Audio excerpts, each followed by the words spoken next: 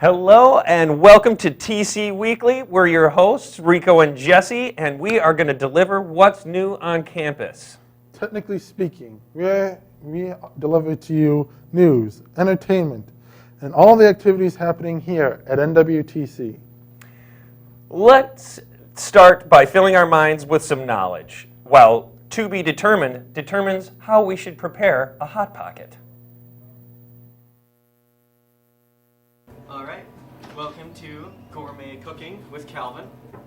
Today I will be giving you a tutorial on one of my home recipes, pepperoni pizza Hot Pockets. So, what I recommend is you find yourself a little plate, like so, perfect for Hot Pockets. And the first step, always, open up that package. Get at these bad boys.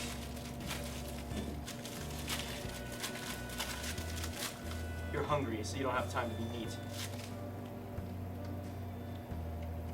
It always comes with these little weird telescopes. Stick it on your plate. And you're going to take a second to admire it, because it's beautiful, before you eat it. You have to give it its respect. Now, you're ready to get cooking. Now we're going to take our little buddy here, and we're going to go over here, we're going to choose which microwave we want. This one looks pretty eager. Open her up. Set that all the way up. And now we wait.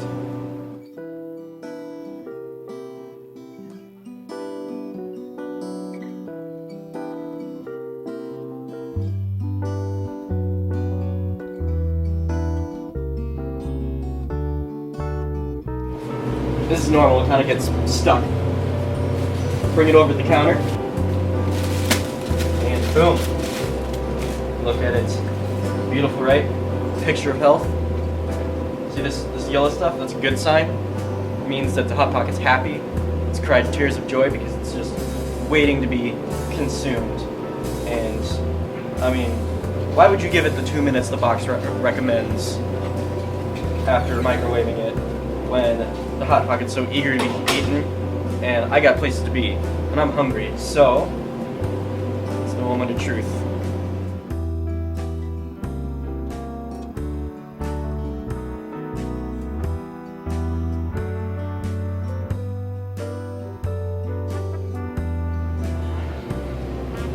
Yeah.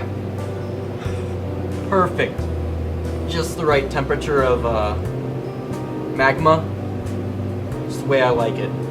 Now you're ready to take your Hot Pocket on the go.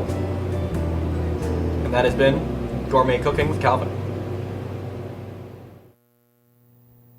Wow, that was pretty informative. To be determined, feeding us with great stuff as always. Now, with a switch of the pace, have you ever been curious about being a firefighter? You know, register now to visit the Fire Science Open House, where you will be able to experience safety demonstrations involving numerous scenarios. More information can be found at the events calendar at NWTC's homepage. Now, let us scoop up some tailgating fun with The Dish.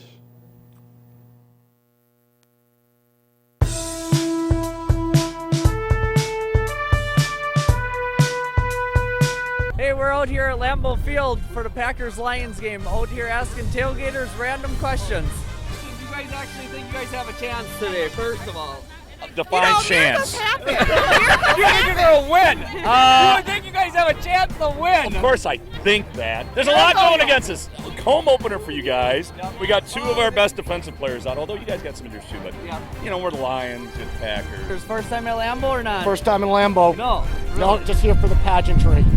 Game at all? No prediction. No prediction. My blood alcohol will be high. We won last year, right? If Zach Center plays. If Zach Center, running back, 34, he's going to lead the team in rushing today. Yep. Do you think that if the Lions ever win the Super Bowl, you'll get people to move back into Detroit again? I sure won't be there. I'm a Vikings fan, so. If you guys could pick anybody for president candidate besides the two that are running, who would you pick? Jim Bob Cooter. I would still go with any woman, period. Johnny Depp. Johnny Depp. Yeah. Johnny Depp. Because he smokes pot every day. Yeah. George Clooney. Oh, because he's pretty to look at? Yeah. Johnny Depp is pretty too. He's all Greasy tatted up. hair. Greasy hair. Definitely Trump. Ron Paul. Aaron Rodgers. Aaron Rodgers. Hey, I wouldn't, man. I would just pick Trump. Come on, no, knock it off. This ain't the shoe episode.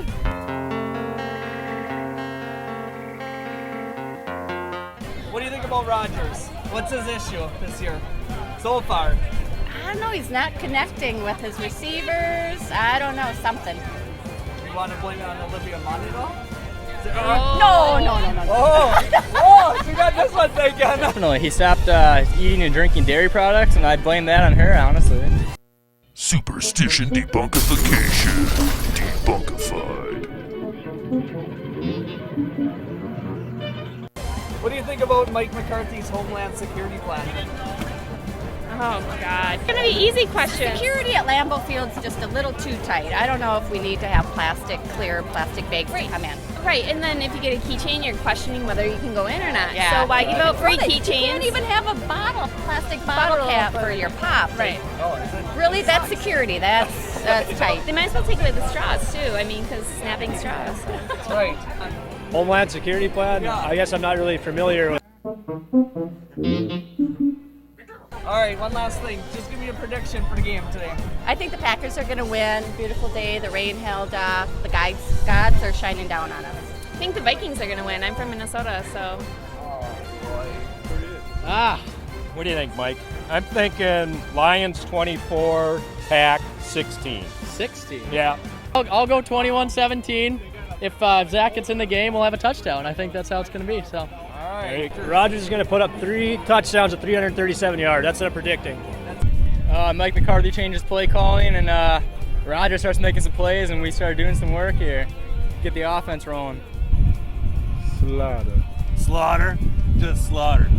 So who's going to lose? Detroit.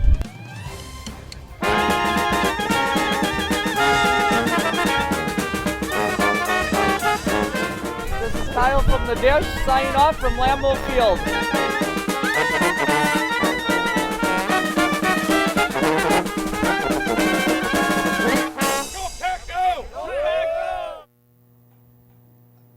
Man, how about them Packers last week? Are you kidding me? Do you really want to talk about that? All right. On that note, Professor Rico takes Active 8 to Pamperin Park.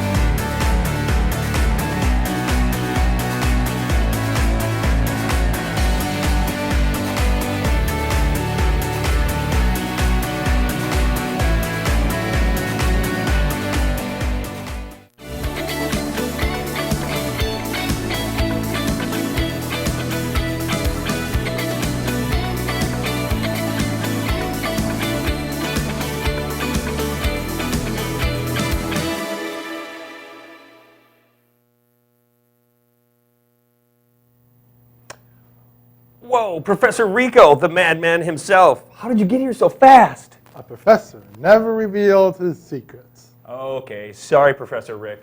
My name's not Rick. Well, looks like I may have rubbed the Professor Rico the wrong way. Let's see what Phrase Finders has found for us today.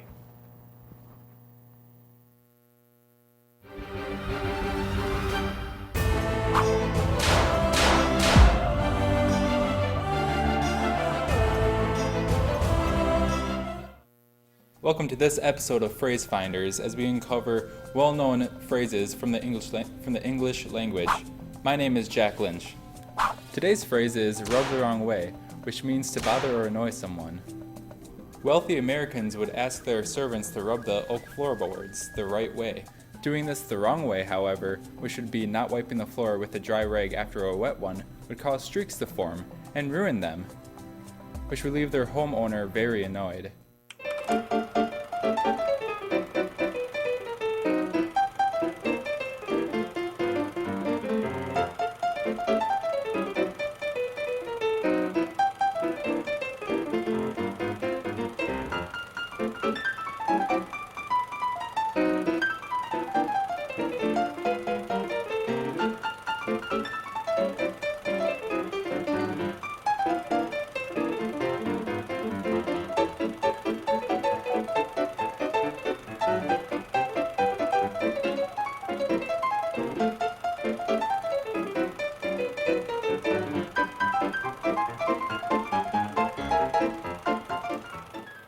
Another theory of where this phrase originated from would be from when someone would be petting a cat the wrong way, like they'd be rubbing their cat the wrong way, and this would really upset the cat, obviously, because that wouldn't feel good.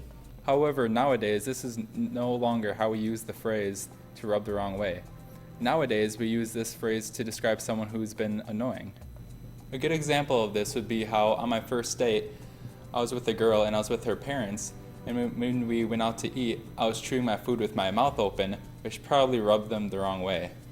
Thanks for watching this week's episode of Phrase Finders. Join us next week so we can uncover more phrases together.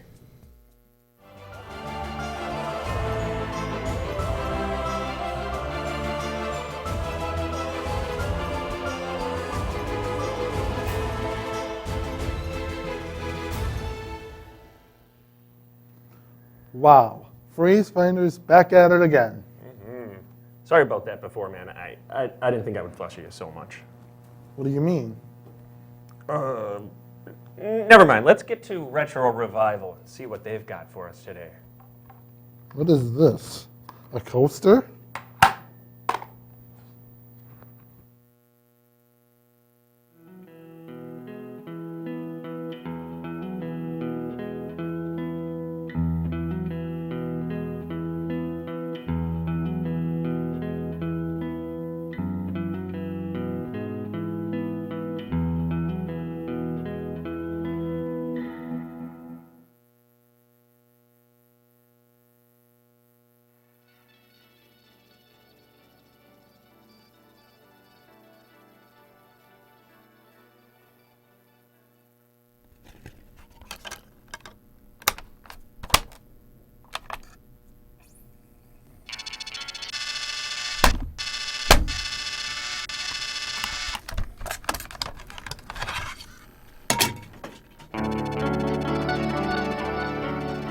Hello and welcome to Retro Revival.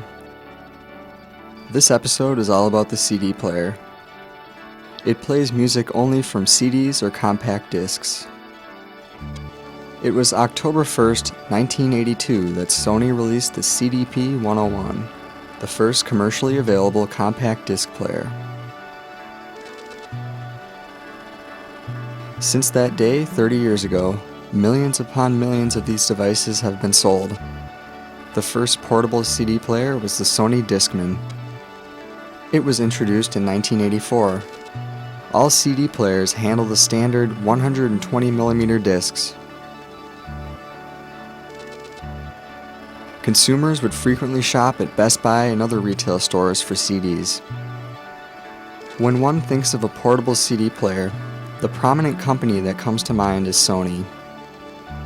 One may have a vivid memory of growing up in the 90s, walking down the street, listening to a good tune, only to trip on a crack and the track skips. It was a waste of money, and it was extremely irritating accidentally scratching a CD and not being able to listen to your favorite music. Sales of music CDs peaked in 2000 with 2.5 billion units.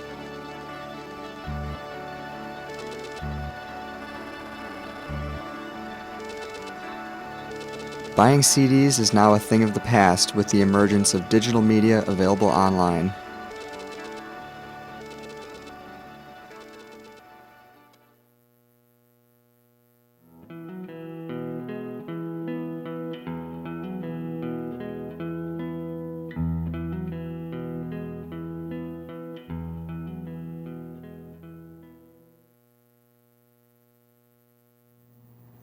Interesting indeed.